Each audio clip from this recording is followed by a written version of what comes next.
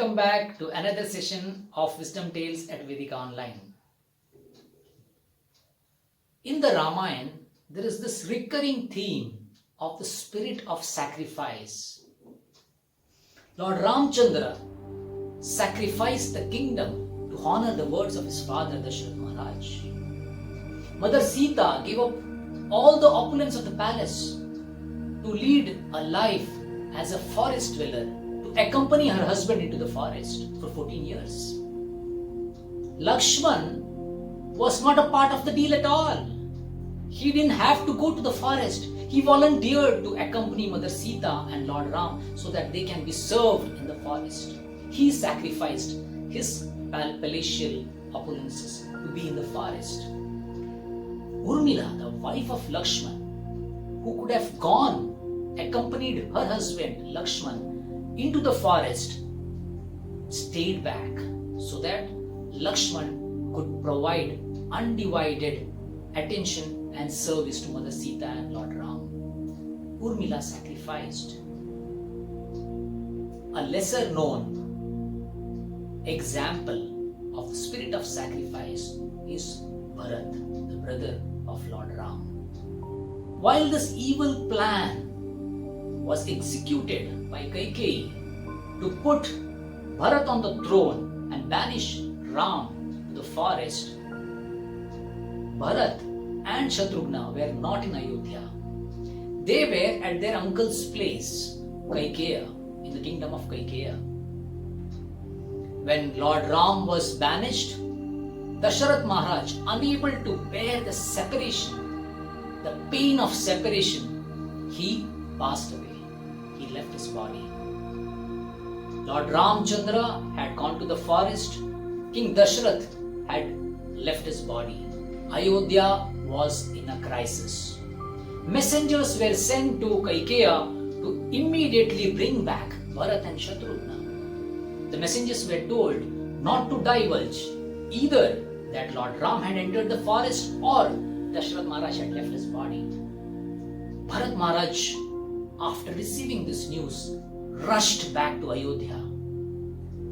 On arriving at the outskirts of Ayodhya, Bharat Maharaj noticed that something was amiss. It was not the usual Ayodhya that he was so familiar with. It was not the Ayodhya that he had left. Everything was gloomy.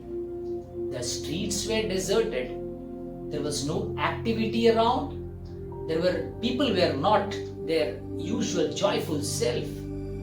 Everybody had a sad face. Even the trees did not bear fruits, flowers and leaves. There was complete environment of sadness. Bharat Maharaj understood that something is wrong. He rushed to the palace of Dasharath Maharaj to find out from his father what is wrong in Ayodhya. The servants and the housekeeping staff of the palace, nobody was meeting his gaze. They were not making eye contact. And for the few people, the citizens or the housekeeping staff who did make eye contact, there was no joy, there was no affection. Bharat was not used to this kind of a reception. Nobody spoke to him. Not able to find Dasharath Maharaj in the palace, he rushed to his mother's place, the next best place where Dasharath Maharaj could be found. When Kaikeyi heard that Bharat had arrived, she was happy, jubilant, and received Bharat. And Bharat was completely surprised that everything else in Ayodhya was appearing sad and gloomy, except for his mother, who was bubbling with enthusiasm. Bharat asked Mother Kaikeyi, "Where is our father? He's not in his palace. I thought he's here. Is he here or is he at Mother Kaushalya's palace?" Kaikeyi replied that Dasharath Maharaj had left his body. Bharat Maharaj was shocked. He couldn't believe his ears. Then he asked, "How did my father leave? What did he say? What was his last instruction to all of us?"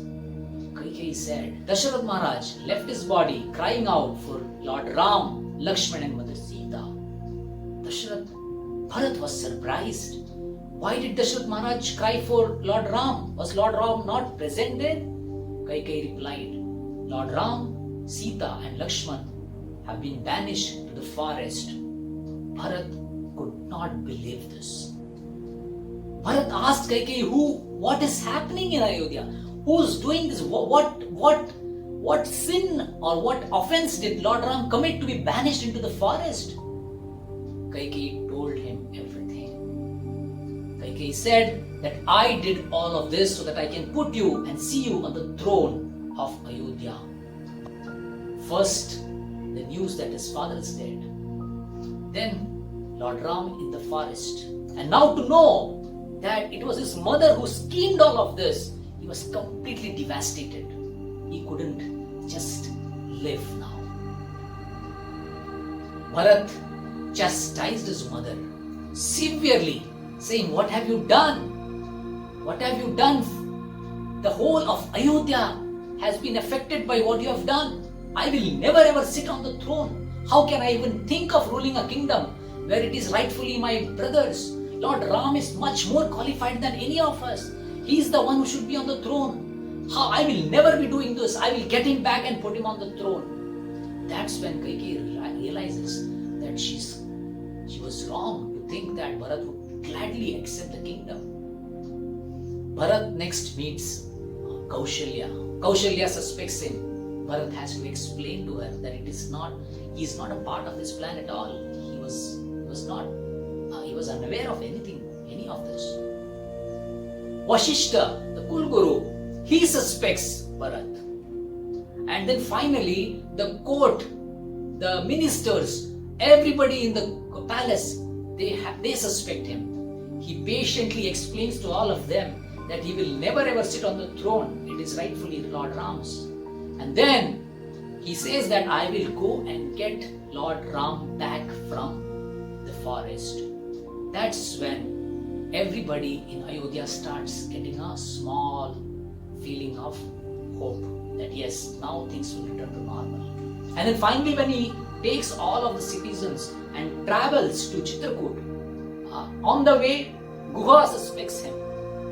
When he reaches the foothills of Chitrakoot, sage Bharadwaj suspects him. In fact, Vashishta and Bharadwaj, they both test him to check for his sincerity. And then Lakshman suspects that Bharat has come to attack Lord Ram. It is only Lord Ram who has full faith in Bharat. So in life also, we are sometimes misunderstood by many. The option that we have is to feel dejected and withdraw ourselves, or walk the path that everybody is anyway suspecting you of. Bharat chose to patiently explain to all of them. And finally when he reaches Lord Ram's place at Chitrakoot, Lord Ram receives him and then he requests Lord Ram to please come back to Ayodhya and rule the kingdom. Of course, Lord Ram doesn't agree. And then, as a mark of respect, he asks Lord Ram to please step on the paduka, the wooden slippers, and carries those slippers on his head back to Ayodhya and puts the slippers on the throne and rules the kingdom of Ayodhya on behalf of Lord Ram from a place called Nandigram, which is on the outskirts of Ayodhya. Bharat puts on the garments of a forest dweller just like Lord Ram and lives the life of a forest dweller. And he took a vow that if Lord Ram doesn't return back after 14 years, I will enter fire. That's the spirit of sacrifice exhibited by Bharat Maharaj. In today's age, when brothers keep fighting with each other for silly things, this is an example to follow. I hope you liked this story today. Thank you very much. See you again for another session on Vedica Wisdom Tales.